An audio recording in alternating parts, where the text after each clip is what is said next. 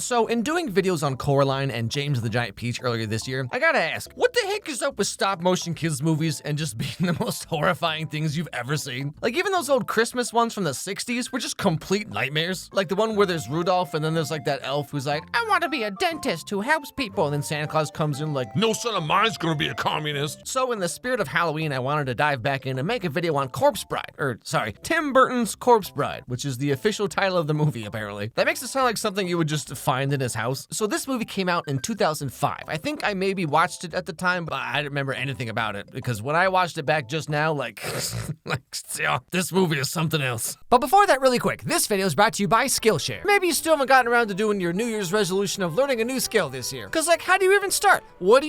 You want to learn literally any music instrument? Self-improvement techniques like journaling or how to get over a creative slump? You want to learn how to make cool stuff for weddings that your friends are definitely going to be jealous of? Well, wouldn't you know, you can learn almost anything on Skillshare. Now, some of you may know I used to make a lot of video essays on this channel before I started this animation stuff. And I'll tell you right now, true story, I first learned how to do motion graphics and how to use Adobe After Effects from Skillshare. And then I took what I learned from that and applied it to animation, and now here we all are, so. Thanks, Skillshare. Also, I'm currently working on my own Skillshare class that's gonna be up on the site very soon, so keep an eye out for that. Right now, Skillshare is giving away one of its best offers ever. The first 500 people who use my link will get access to 30 days free and 40% off your first year of Skillshare membership. Never been a better time to sign up than right now. Okay, so let's say you do Skillshare for like an hour a day. That's 30 hours of classes you could get for free. So if this interests you, I highly recommend you click my link down below, sign up to Skillshare, and start learning something new today. Okay, back to the show. The movie starts out with our main character, Victor. Let me tell you about Victor, okay? So this Pete Davidson, rehab chic-looking dude over here is being forced to marry some girl he's never met. First thing in the movie, there's a song about how both families are pretending to be rich, but they're secretly poor, and by marrying into one another, they hope they can become rich somehow. It's a beautiful day. It's a rather nice day. A day for a glorious wedding. A rehearsal, my dear, to be... I don't know who it is over at Leica Studios, but someone's got a thing for just the bustiest old women. Like Victor's mom's just got some crazy bazookas going on. Now, the girl Victor is supposed to marry is Victoria, who's got those Lily Rose Depp, Dove Cameron cheekbones, that just go on forever. But both of these kids are a little confused about why their parents are so obsessed with them marrying each other like this. What if Victor and I don't like each other? As if that has anything to do with marriage. Do you suppose your father and I like each other? Surely you must. A little. Of course not. Oh, come on, it can't be that bad. I mean, with this chin and that no-fade, high-top scrotum cut she's got going on, come on. It's like those boomer newspaper comics, where it's like, my boobs are saggy because I'm old now. I hate my wife. Father, what's a book and why can't I scroll through it like an iPad? So after meeting at Victoria's parents' house, the two sets of parents go off to talk about, how much they hate their spouses or whatever. It's not as big as our place, dear. Lord and Lady Everglot, Mr. and Mrs. Van Dort. Why, you must be Miss Victoria. Oh, yes, I must say you don't look a day over 20. That's actually true though, because people only lived to be about 32 back then because they would just die when the wind changed direction. I mean, true fact, no joke here. This dude in this picture is 14 years old. What happened? Now, while the adults are talking, Victor hangs back on his own for a bit because why would anyone want to be around these people?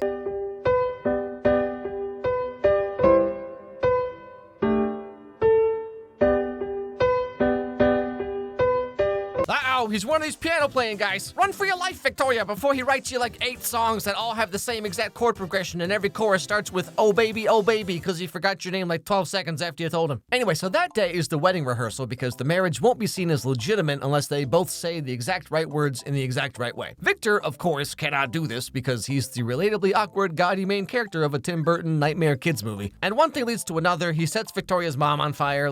We've all been there. So that night, he runs away into the forest to practice his wedding vows and be all broody about everything. With this hand, I will lift your sorrows. With this ring, I ask you to be mine.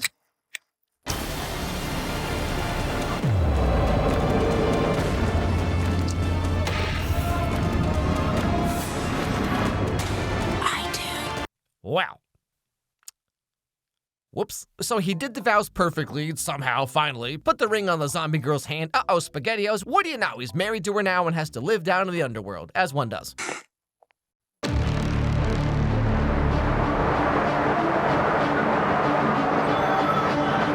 You may kiss So this underworld place turns out it's full of like every nightmare you've ever had. There's a head that uses cockroaches to walk around. There's a worm that lives in the girl's head. I will be creating your wedding feast. Wedding feast. There's dead children skeletons. That's kind of weird to think about. They never address it, but I mean, if you think about it for about 3 seconds, it's kind of like, what's going on here? And of course, who can forget these singing jazz skeletons who just scat everywhere? Or wait, nope, that's not. We gotta rewrite that line real quick. The jazz singing skeletons who can't stop scatting. Well, now it sounds worse. Now, obviously, this being YouTube, I can't play the song for you, but they sing about how death is inevitable, and in the end, all of us are just gonna be skeletal remains anyway, and like, I mean, just imagine little 9-year-old Samantha watching this, and her parents are just like, Obviously, Victor's not a real big fan of all these shenanigans, and so during the song, he sneaks out and runs away to where exactly? Who knows? Please, there's been a mistake. I'm not dead. Oh! Excuse me. Excuse me. Excuse me. Thank you.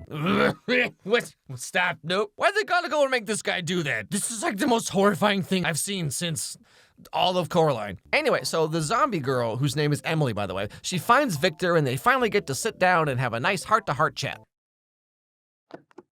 I am terribly sorry about what's happened to you, and I'd like to help, but I really need to get home. This is your home now. But I don't even know your name. Well, that's a great way to start a marriage. Shut up. Oh, no, Victor, no, she's one of these girls. Trust me, we've all been there, okay? You're gonna have a fun date, she's gonna ask you back to her place, and you're gonna be all like, oh, here we go.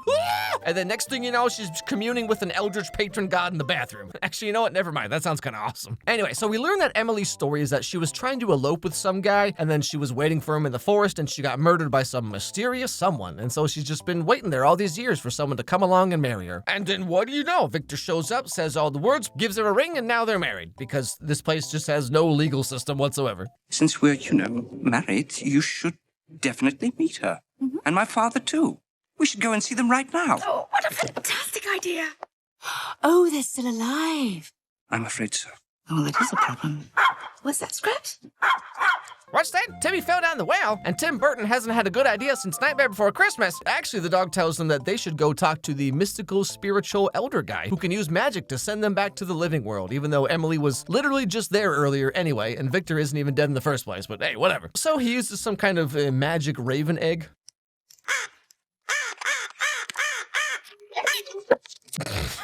What the heck was that? And they go up to the living world so Emily can meet Victor's parents.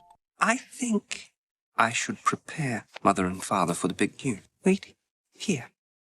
Perfect. I won't be long. Stay right here. I'll be right back. Okay. You know, the more this movie goes on, like, the more slimy and squirrely Victor is. You know, instead of just explaining the situation, like, he tricks her into taking him here and then lies to her so she'll just sit here waiting for him forever because he's never gonna come back. Men are all the same. They propose to you in a dark forest, they take you to meet their parents, and then suddenly it's like, oh, sorry, I'm not looking for anything serious. This dude's just some scrawny nothing guy, and he's got this, like, super hot zombie girl who's, like, totally into him, and he's all, oh, I don't know, you're kind of, like, dead, though. I'm just feeling out the vibes right now. Like, who wouldn't want some hot, magical zombie who's obsessed with it? Wait, no. Am I one of those Twilight girls now? I think I get it now? Anyway, like I said, Victor goes to talk to Victoria and explain what's happening and why he ran away and all that stuff. You're as cold as death. What's happened to you? This morning, I was terrified of marriage. But then, on meeting you, I felt I should be with you always. Victor, I feel the same.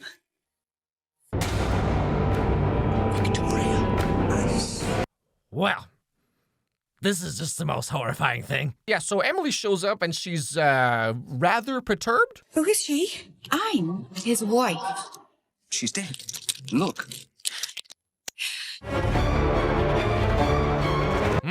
Well, Sure was she looking at me that way. And so Emily takes Victor back to the dead world, and Victoria sets out to save him from the evil kidnapping zombie girl and her incredible eyeliner. But you know, it's always like this though, right? Like there's some super hot girl who can like use magic and stuff, and then there's the other girl with her no-nonsense go-get-em attitude, and they're both fighting over just the most like average dude you've ever seen. Hey, I literally can't do anything for myself, and I have nothing to offer whatsoever, but I do have dark circles under my eyes and a very visible Adam's apple. Stand aside, he's mine, over my dead body. It's like in high school, there'd be like some girl who's crying because another girl stole her boyfriend and she's trying to figure out how to get him back. And then it's like, you're a valedictorian Rhodes Scholar and this dude like can't even read and only eats Uncrustables. Surely you must have better options. Anyway, so the end of the movie happens when the elder mystic magic guy realizes that wedding vows only last until death do you part. But plot twist, Emily's already dead. The vows are binding only until death do you part. He would need to repeat his vows in the land of the living and drink from the wine of ages. My boy, if you choose this path, you may never return to the world above. Wait, didn't we just do this? This guy literally just cast a spell that let them both do that exact thing? But whatever. Anyway, so for the real wedding between Victor and Emily to take place, all the dead skeletons and zombies go up to the living world, even though they just said this was nearly impossible to do earlier in the movie. And also, if Victor goes through with the wedding and then dies, he can never go back to the world of the living. But haha, psych, turns out you can just do that. What are the rules here? Now, while this has all been going on, because Victor was just kind of like disappeared suddenly and everyone thinks Victoria's crazy when she tells him what she saw earlier, She's dead. Look. long story short, her parents make her marry this random guy who shows up and he's like, I'm single. Alas, I am not married. When one lives alone, wealth counts for naught. I don't know, man. Like, you could buy a lot of Uncrustables with that. And of course, this being a small town, news travels instantly. Victor Van Dort elopes with corpse. Heartbroken bride to wed wealthy newcomer. Wealthy newcomer? It cannot be. Did he say corpse? Oh, don't be ridiculous. What corpse would marry our Victor? No. Yeah, thanks, Mom. I remember back when I first started doing YouTube back in 2015, and the girl I was dating at the time was like, YouTube? Who would ever want to watch you do anything? Yes, who indeed? Anyway, so like I said, all the dead people come into the living world and do their wedding ceremony. But at the last second, Emily tries to get Victor to marry Victoria instead because she knows that that's what he really wants for some reason. But then everything gets all crazy when she sees the guy that married Victoria earlier in the movie. Our young lovers together at last. But you forget, she's still my wife! You. Emily? You. But, I left you. For dead. Aw, man, you were gonna marry Jay Leno. Well, between you and me, Emily, I think you ended up getting the better end of that deal, you know what I'm saying? That's right, turns out this dude is actually just some kind of serial killer who marries rich women and then murders them. And like, this is a kid's movie? I mean, Paw Patrol really needs to start stepping things up a little bit, you know what I'm saying? But he and Victoria are already married, though, so there's literally nothing you can do. Oh, no. But first, a toast to Emily. Always the bridesmaid, never the bride.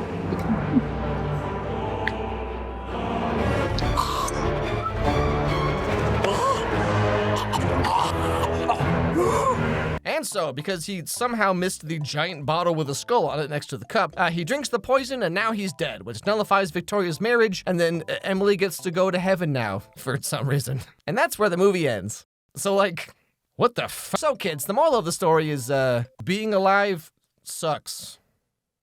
Tell your friends. You know, after watching/rewatching some of these, like, there really is kind of this weird allure to stop motion that you really just can't capture with any other medium. Like, obviously, I love 2D animation a lot, but these movies are just in a league of their own. And, like, it's really sad that we hardly ever get them anymore, because they really are something else.